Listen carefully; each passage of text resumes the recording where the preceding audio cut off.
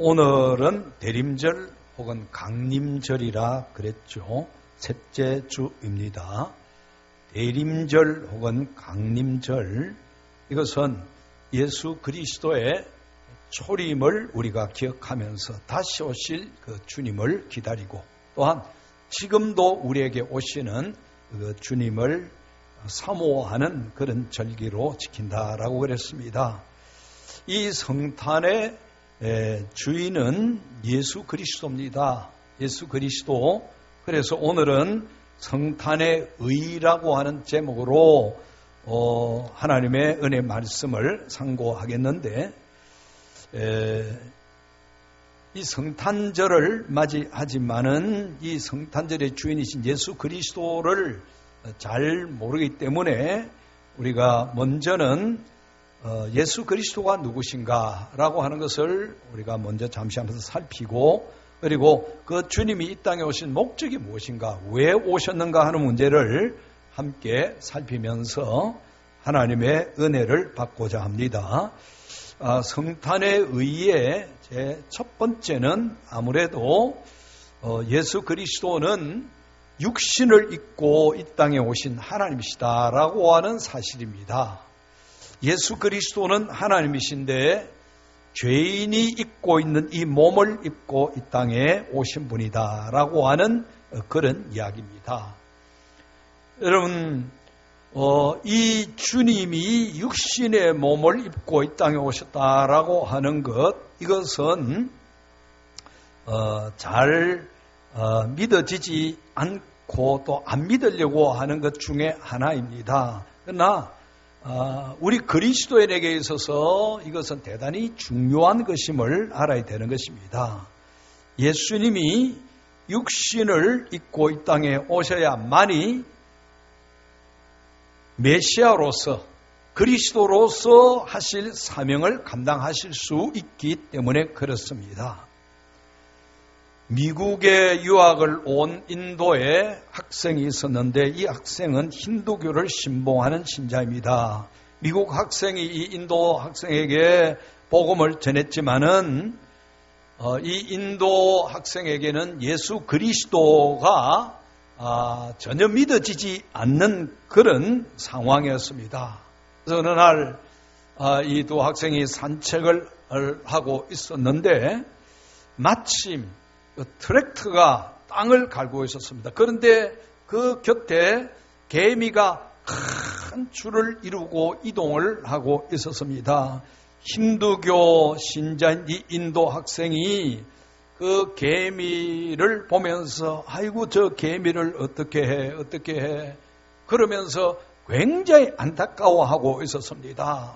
그래서 이 미국의 학생이 자네가 위험하다고 알려주고 피하라고 알려주면 되지 않겠나. 그러니까 이 인도 학생이 하는 말이, 내가 말한다고 저 개미가 알아듣겠나. 내가 피하라고 한다고 해서 저 개미가 피하겠느냐. 그래서 이 미국 학생이, 그러면은 자네가 개미가 되어서 개미에게로 가고 개미가 알아듣는 말로 하면은 피할 것 아니냐. 그러니까 이 인도 학생이 말하기를, 내가 어떻게 개미가 될 수 있겠느냐. 내가 하고 싶지만 할 수가 없어서 나는 개미가 될 수도 없고 개미에게 위험을 알려줄 수도 없다고 이야기를 했습니다. 그래서 이 미국의 학생이, 예수 그리스도는 육신을 입고 이 땅에 오신 하나님이신데 죄인이 죄로 말미암아 죽어가고 있는 이 상황을 깨닫지도 못하고 알지도 못하는 그런 가운데 있기 때문에 우리 하나님이 인간의 몸을 입으시고 인간의 은혜로 이 땅에 오셔서 우리에게 죄 사함의 그 진리를 밝혀주시고 우리를 죄에서 구원하신 분이다. 그렇게 설명을 했더니 이 인도 학생이 예수 그리스도를 구주로 영접했다라고 하는 그런 이야기입니다.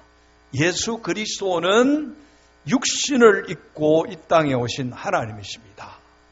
여러분, 기독교 전성기가 지나고 점점 기독교의 그 쇠퇴기가 빠르게 지금 다가오고 있습니다. 서구 사회는 이미 말할 필요도 없고 우리 한국에도 그런 현상들이 일어나고 있는데, 이런 때에 우리가 성탄을 맞이하면서 대림절에 꼭 알아야 될 이 성탄의 의 중에 하나가 이 땅에 오신 예수 그리스도는 육신을 입고 오신 하나님이시다라고 하는 사실입니다. 그리고 두 번째는 그분은 이 땅에 출생하실 때 인간의 자연적이고 보편적인 그런 방법이 아니라 특별한 하나님의 능력으로 오셨다라고 하는 사실입니다. 그것이 무엇인가 하니 동정녀의 몸에서 탄생하셨다는 말씀입니다. 예수 그리스도는 이처럼 일반적인 남자와 여자의 사이에서 어떤 관계를 통해서 탄생하신 분이 아니라 동정녀의 몸에서 탄생하신 분이다 라고 하는 사실입니다. 이것 또한 배척당하고 거부당하고 있는 진리입니다. 그러나 우리 기독교는 이것이 성경에 기록된 하나님의 말씀이기 때문에 우리는 분명히 믿습니다.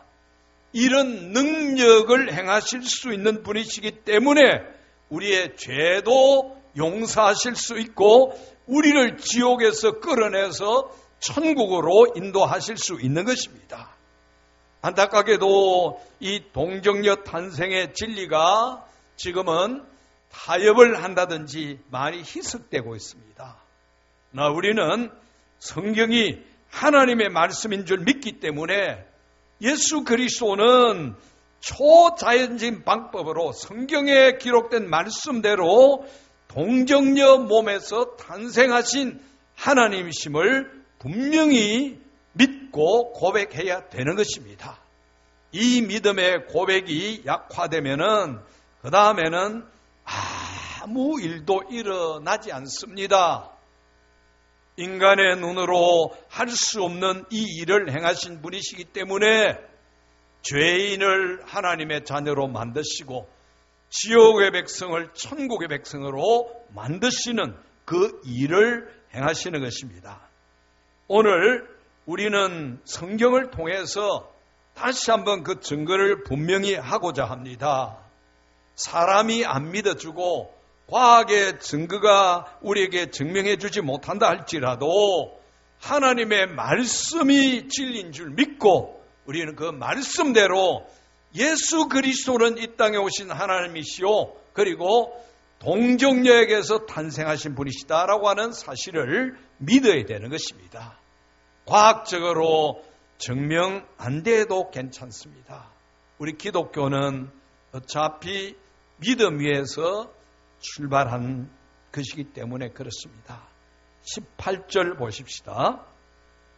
예수 그리스도의 나심은 이러하니라. 그 어머니 마리아가 요셉과 약혼하고 동거하기 전에 성령으로 잉태된 것이 나타났더니 할렐루야. 약혼하고 동거하기 전에 성령으로 잉태된 것이 나타났다고 그랬습니다. 약혼이라고 하는 것은 고대 사회에서 굉장히 구속력이 있습니다. 그러나 동거는 할 수가 없었습니다. 부부와 이제 다를 바가 없지만은 동거는 하지 않았습니다. 결혼을 통해서 그때부터 동거를 하게 되지는데 마리아와 요셉은 약혼했지만은 동거하기 전에 성령으로 잉태됐다라고 말씀합니다. 그리고 19절에 보면은 그의 남편 요셉은 의로운 사람이라 그를 드러내지 아니하고 가만히 끊고자 했다라고 그게 기록을 하고 있는데, 그 당시 약혼은 현재 결혼보다 구속력이 강하다 그랬죠. 그래서 이런 일이 있으면은 마리아는 재판을 통해서 돌에 맞아 죽습니다. 율법에 이처럼 간음한 여인은 돌에 맞아 죽도록 율법에 나타나 있기 때문에 공개 재판을 통해서 법적으로 그렇게 죽습니다. 그런데 요셉은 의로운 사람이라 그랬습니다.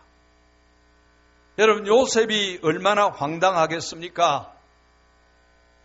자기와 약혼을 했는데 자기와 상관없이 임신을 했으니까 재판에 보내서 재판을 해서 자기 억울함도 벗고 또 여기에 상당한 응징을 하기를 원하는 것이 인간의 마음인데 요셉은 그러하지 아니하고 조용히 처리하겠다라고 하는 이야기입니다.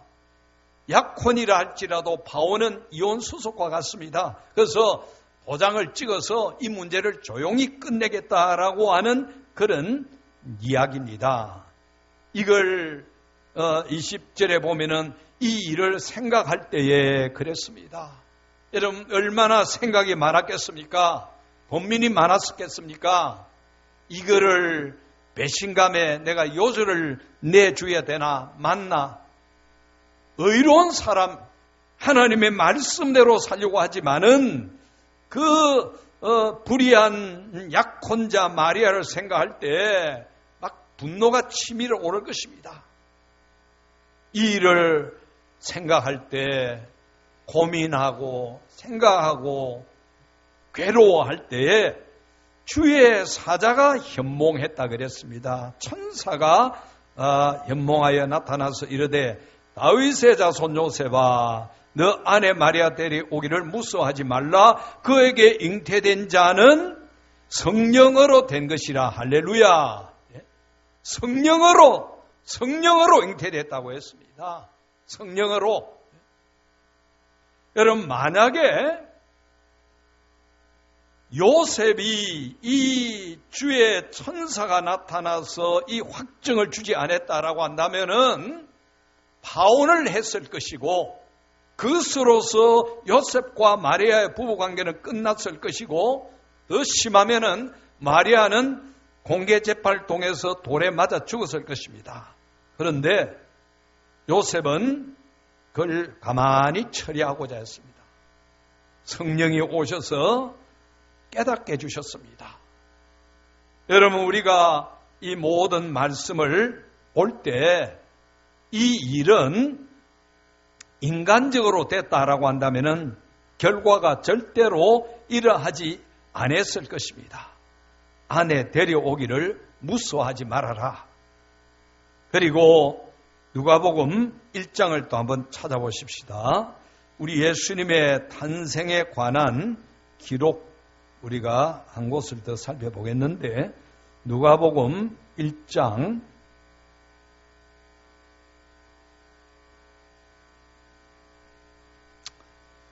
그런 일이 있고 난 다음에 26절 1장 26절 여섯째 달에 천사 가브리엘이 하나님의 보내심을 받아 갈릴리 나사렛이라는 동네에 가서 다윗의 자손 요셉이라는 사람과 약혼한 처녀에게 이르니 그 처녀 이름은 마리아라.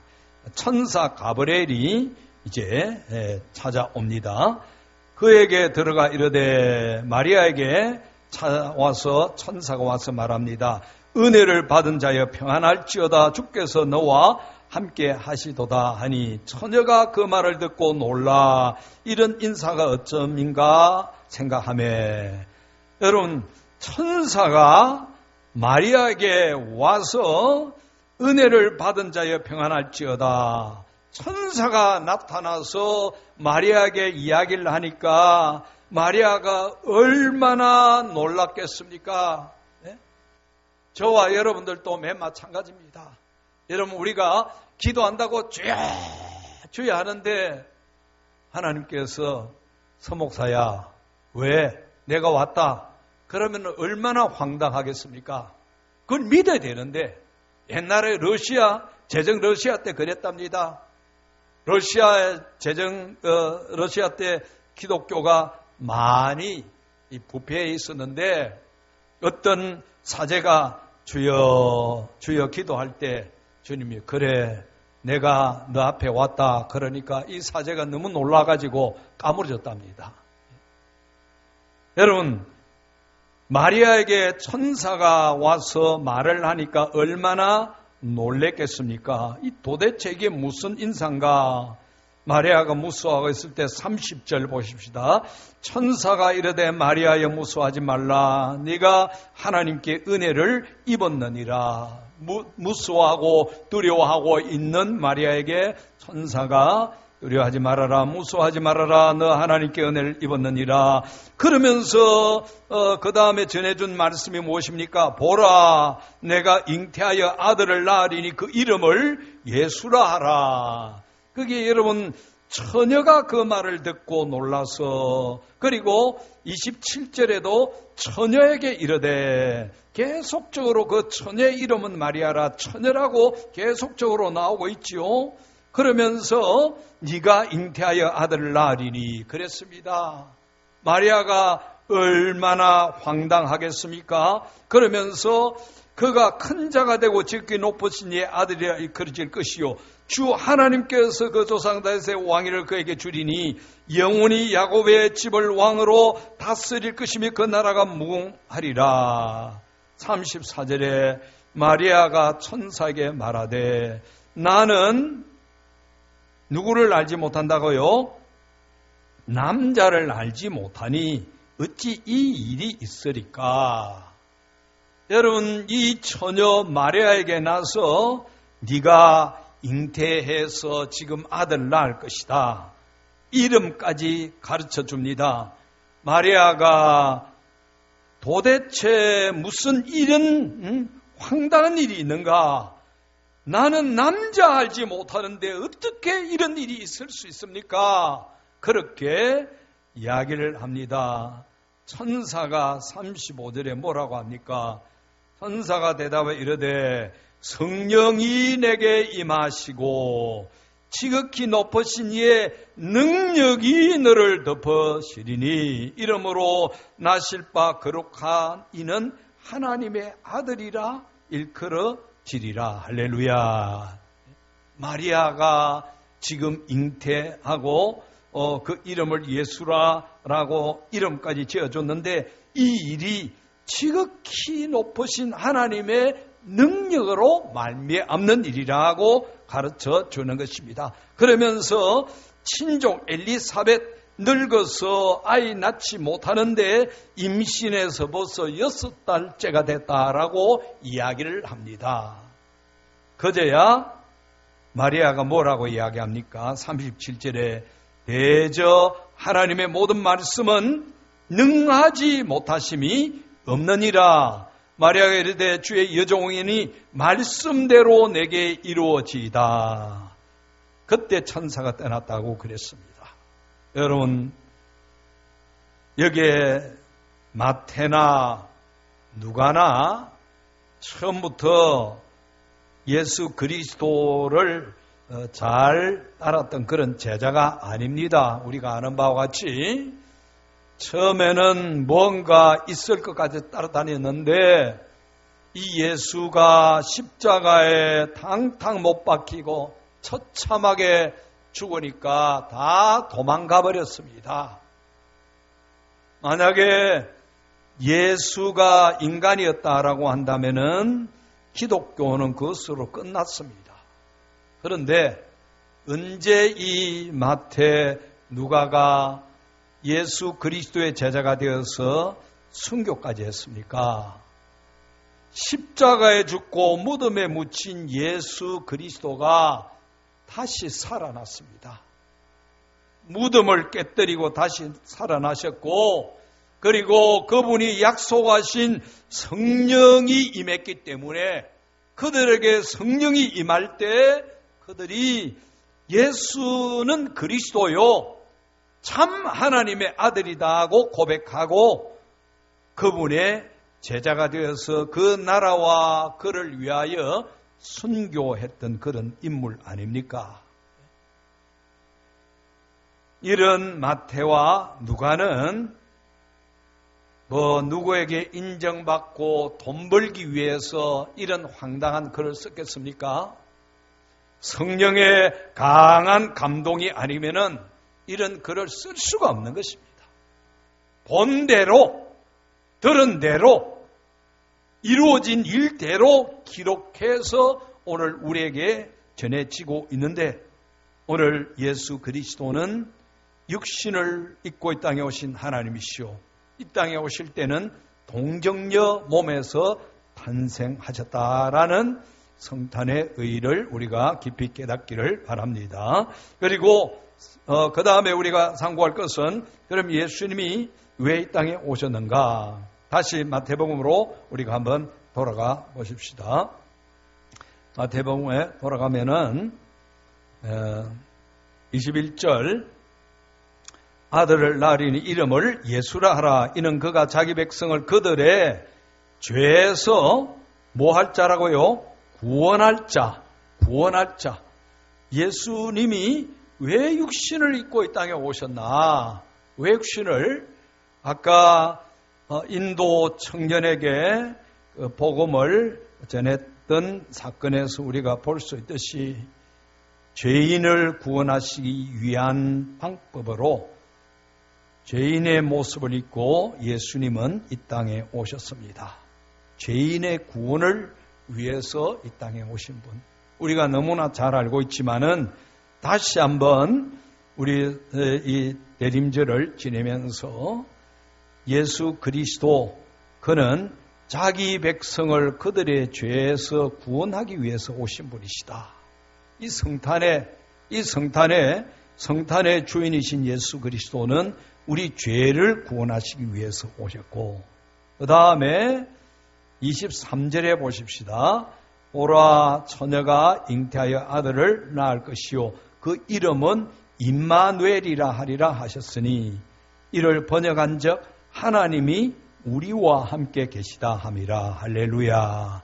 임마누엘, 우리와 함께 하시기 위해서, 임마누엘, 우리와 함께 하시기 위해서 예수님이 이 땅에 오셨습니다. 예수님은 우리와 지금도 함께 하시는 줄 믿으시기를 바랍니다. 주님은 우리와 함께 하신다. 옆에 있는 분에게 주님은 우리와 함께 하십니다.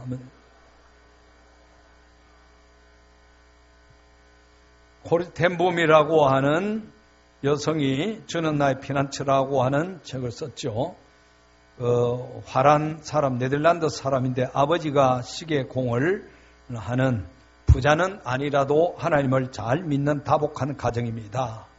저녁 8시만 되면은 온 가족이 모여서 식사 후에 이제 성경을 읽고 은혜를 나누는 그런 귀한 믿음의 가정인데 독일 나치가 유대인을 박해를 할 때 많은 유대인들이 화란으로 네덜란드로 피해 왔습니다. 그래서 이 코리텐붐 가정은 비밀의 방을 만들어서 유대인을 집에 숨겨주는 일을 합니다. 그런데 누가 제보를 해서 온 가족이 다 체포가 되고 유대인 수용소로 보내져서 상상도 할 수 없는 고통을 겪습니다.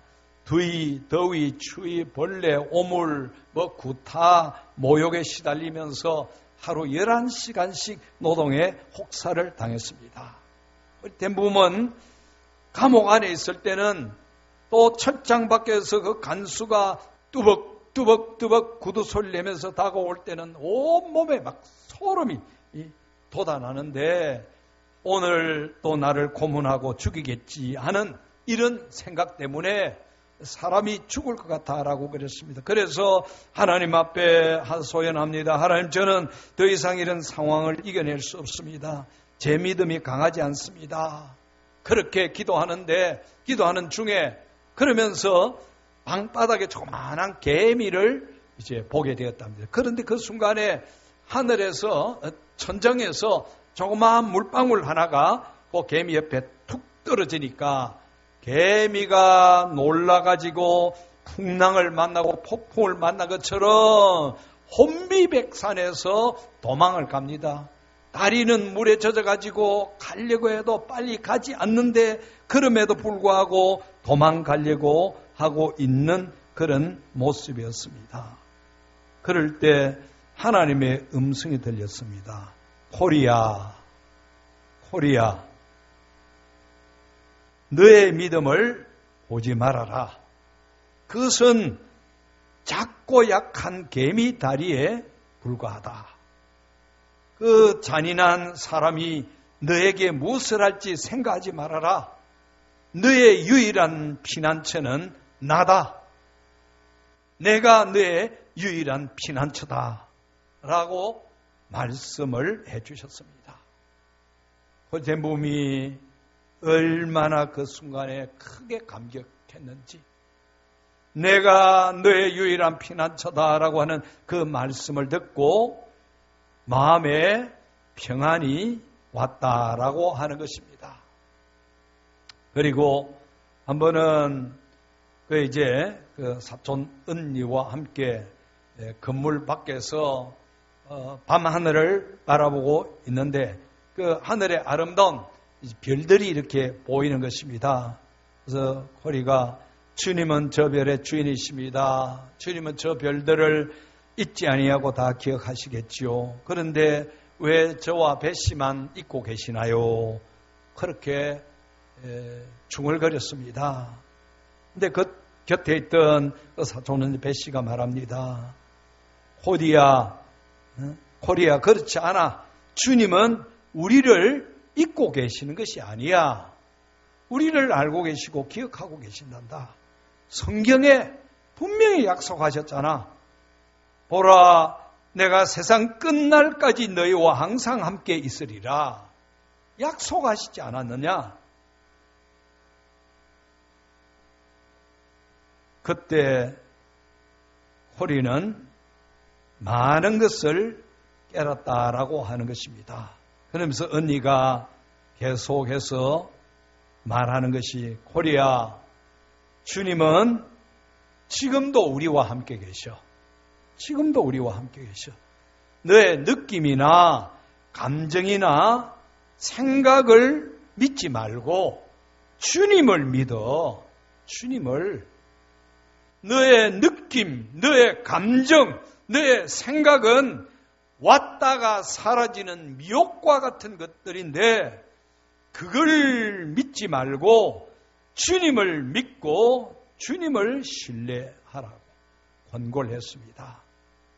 호리는 그때부터 서서히 자신의 감정, 생각, 느낌보다도 하나님을 신뢰하는 것을 배웠다고 하는 것입니다. 하나님은 약속대로 지옥과 같은 그 환경 속에서 호리를 붙들어 주셨습니다. 여러분, 우리가 세상을 사는 데는 굉장히 치열합니다.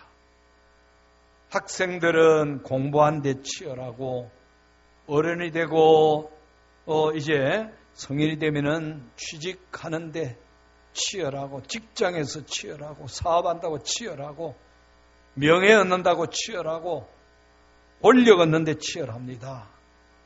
그러나 우리가 진짜 치열해야 될 것은 하나님을 신뢰하는 일에 치열해야 되는 겁니다. 치열하게 하나님을 신뢰하고 의지하도록 내 생각, 내 느낌, 이게 아니라 하나님을 신뢰하는 이 일에 우리가 치열해야 되는 것입니다. 임마누엘의 주님, 세상 끝날까지 우리와 함께 하시기 위해서 이 땅에 오신 그분이 오늘 또 우리와 함께 하십니다. 오늘 또 우리에게 찾아오시는 것입니다. 오늘 우리가 이 대림절을 지키면서 연례 행사로 지키는 것이 아니고 그 성탄의 주인이신 그리스도께서 우리의 심령의 구주로 임마누엘로 임하심을 우리가 믿고 그 주님을 신뢰하고 의지하는 이 일에 우리가 치열하도록 코피가 터지도록 그렇게 해야 되는 것입니다. 하나님께서 오늘 우리에게 이 주신 말씀대로 오늘 우리가 성탄의 의를 생각할 때 우리는 주님 앞에서 또 교훈을 가지고 살아야 될 줄로 압니다. 첫째는 주님을 사랑하고 주님의 겸손을 본받아서 우리도 겸손히 주님을 섬기는 사람이 되어야 됩니다. 주님의 사랑을 내가 이렇게 받았으므로 나도 주님을 사랑해야 됩니다. 주님이 겸손으로 구속 사역을 이루었듯이 우리가 겸손히 주님을 섬기고 따를 때 하나님의 역사가 우리를 통해서 일어날 줄 믿습니다. 또한 주님은 하나님이시지만은 아버지께 순종해서 이 땅에 오셨고 자기 몸을 들여서 헌신함으로 구속 사역을 이루셨습니다. 우리가 성탄절을 맞이하면서 하나님, 저도 순종하고 헌신의 삶을 살게 하옵소서. 이런 결단과 함께 주님을 그렇게 사랑하고 순종하고 헌신하는 이런 역사들이 우리 가운데 있을 때 하나님이 우리를 통해서 영광 받으실 줄 믿습니다. 고리텐붐이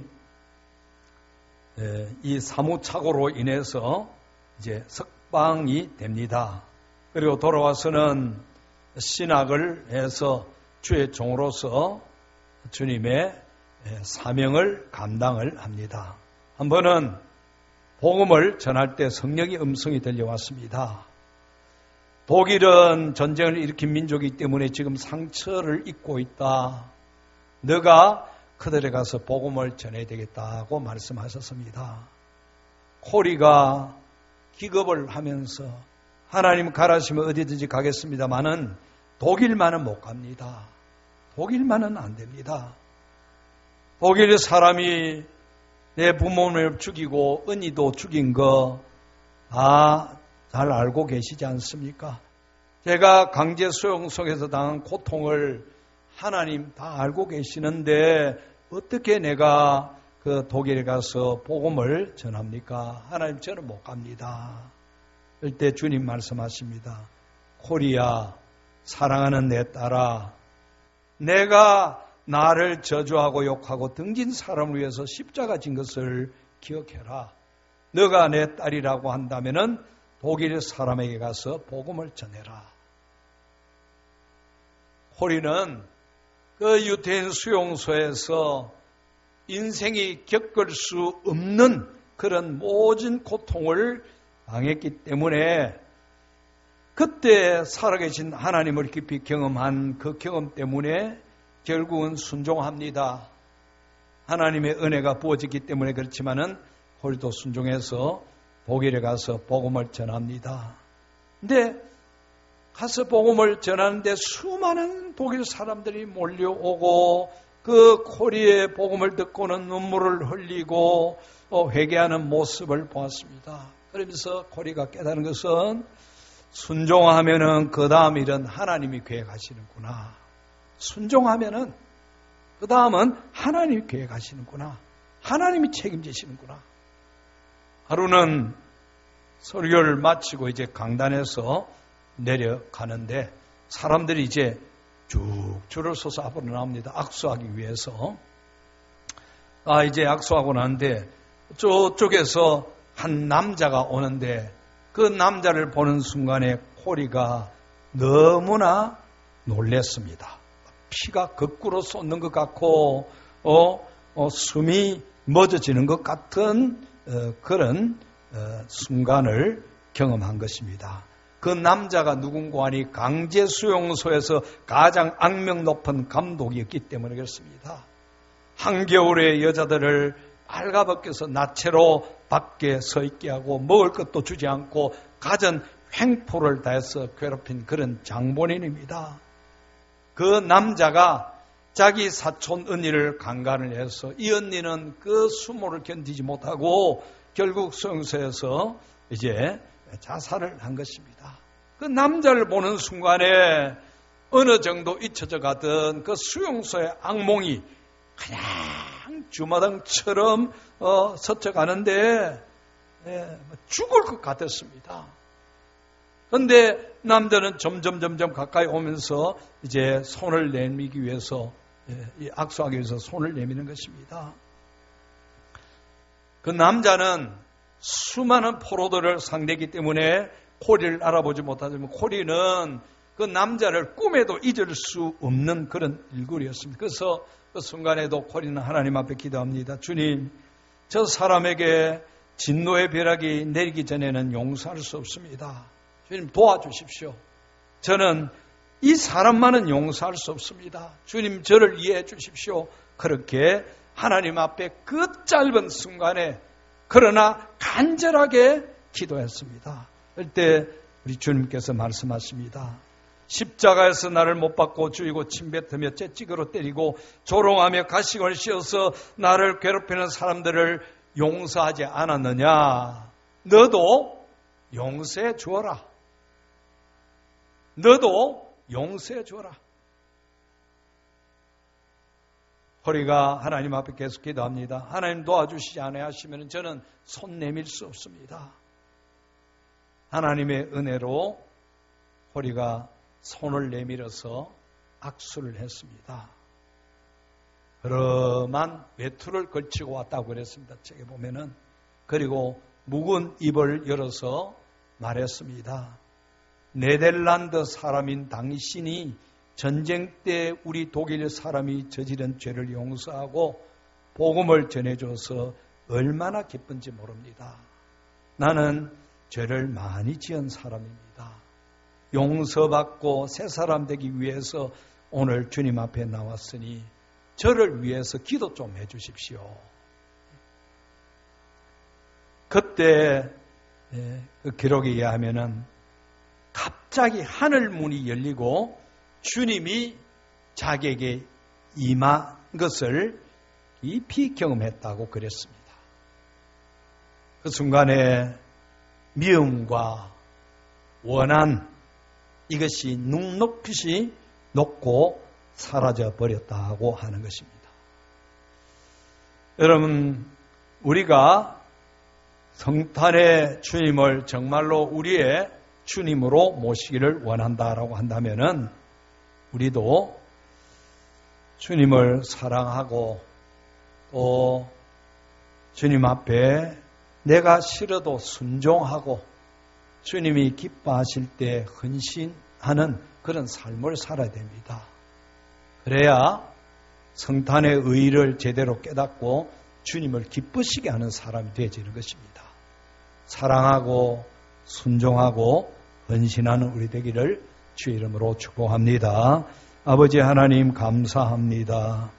죄인을 위하여 이 땅에 오셨고 죽기까지 우리를 사랑하시고 순종하신 그 주님을 깨닫게 해주심을 감사합니다. 우리도 사랑하고 순종하고 헌신하게 하여 주옵소서. 예수님 이름으로 기도하옵나이다.